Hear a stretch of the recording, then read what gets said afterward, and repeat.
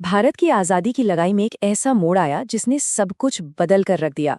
और इसकी शुरुआत हुई थी एक छोटी सी जगह से, बिहार के चंपारण से। तो आज हम बात करेंगे गांधी जी के पहले और शायद सबसे सफल सविनय अवज्ञा आंदोलन की। तो इस पूरे संघर्ष की जड़ क्या थी? वो थी एक बहुत ही अन्यायपूर्ण प्रथा, जिसे कहते थे तिन कठिया सिस्टम। सोचकर देखिए, किसानों को अपनी ही जमीन के एक बड़े हिस्से पर, मतलब 15% हिस्से पर, अंग्रेज जमींदारों के लिए नील उगाने पर मजबूर किया जाता था। और बदले में मिलता क्या था? ना के बराबर पैसा। ये सीधा सीधा आर्थिक शोषण था जो उन्हें गरीबी में धकेल रहा था।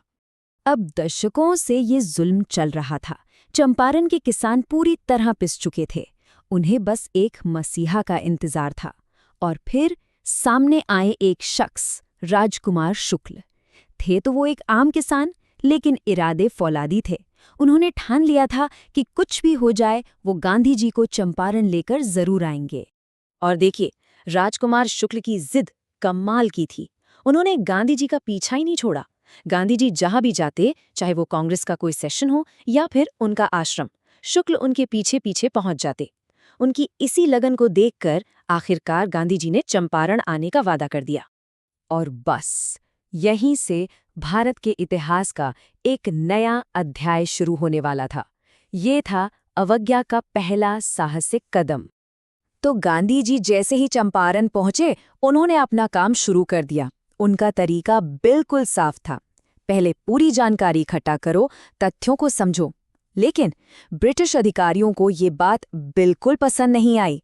उनकी तरफ से जवाब बहुत तेजी से आया। एक सरकारी नोटिस जिसमें लिखा था, तुरंत चंपारण छोड़ दो। अब गांधी जी के सामने एक बड़ा सवाल था। एक तरफ था अंग्रेजों का हुक्म, उनका कानून, और दूसरी तरफ थी उनकी अपनी अंतरात्मा की आवाज, जो कह रही थी कि वो यहाँ इन बेबस लोगों की मदद करने आए हैं। उन्हें छोड़कर कैसे जा सकते हैं? ये कर्तव्यों का एक असली टकराव था।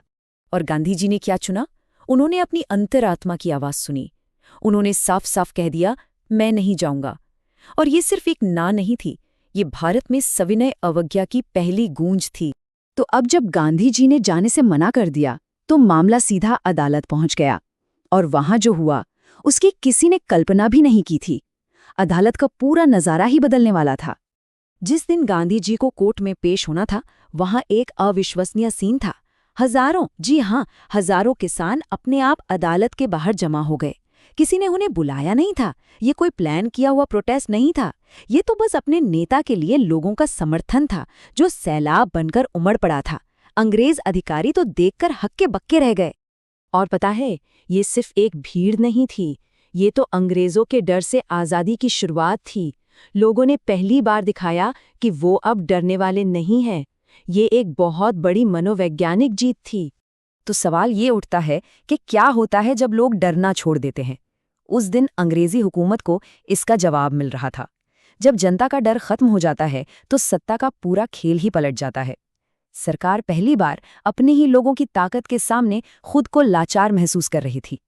लोगों की इस जबरदस्त ताकत ने सरकार को घुटने टेकने पर मजबूर कर दिया, और यहीं से मिली इच्छा शक्ति की एक शानदार जीत। सरकार को समझ आ गया कि अब पीछे हटने के सिवाय कोई चारा नहीं है। तो एक ऑफिशियल इंक्वायरी कमीशन बनाया गया। और जानते हैं किसानों की तरफ से कौन था? सिर्फ एक आदमी, गांधी जी।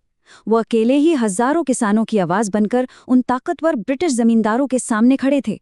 काफी बहस और बातचीत के बाद जमींदार किसानों से वसूले गए पैसों का 25% हिस्सा लौटाने के लिए राजी हो गए। अब सुनने में ये 25% शायद बहुत ज्यादा न लगे, लेकिन असल जीत पैसों की थी ही नहीं। तो फिर असली जीत क्या थी? चलिए समझते हैं। सबसे पहली बात, जमींदारों का जो गुरूर था, उनकी सत्ता थी, वो टूट गई। दूसरी, किसानों को पहली बार एहसास हुआ कि उनके भी अधिकार हैं। और सबसे बड़ी बात, इस एक जीत ने उस जालिम तिनकठिया प्रथा को हमेशा हमेशा के लिए जड़ से उखाड़ फेंका। लेकिन गांधी जी यहीं नहीं रुके। उनके लिए ये राजनीतिक जीत तो बस एक शुरुआत थी, मंजिल नहीं।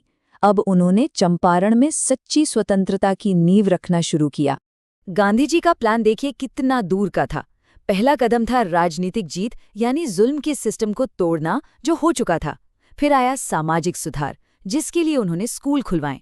इसके बाद सांस्कृतिक उत्थान, मतलब साफ सफाई और सेहत पर ध्यान देना। और इन सब का मकसद था सच्ची स्वतंत्रता, लोगों को आत्मनिर्भरता का पाठ पढ़ाना। तो चंपारण की ये पूरी घटना एक बात तो साफ कर देती है कि अगर शोषित लोग एक साथ हिम्मत से खड़े हो जाएं, तो किसी भी अन्याय को झुका सकते हैं। ये एकता और साहस की ताकत थी। तो अंत में एक सवाल, क्या एक अकेले इंसान का साहस सच में दुनिया बदल सकता है? चंपारण का ये किस्सा हमें बताता है कि हाँ, बिल्कुल बदल सकता है। गांधी जी की हिम्मत ने इतिहास का रुख मोड़ दिया। ये सोचने वाली बात है ना?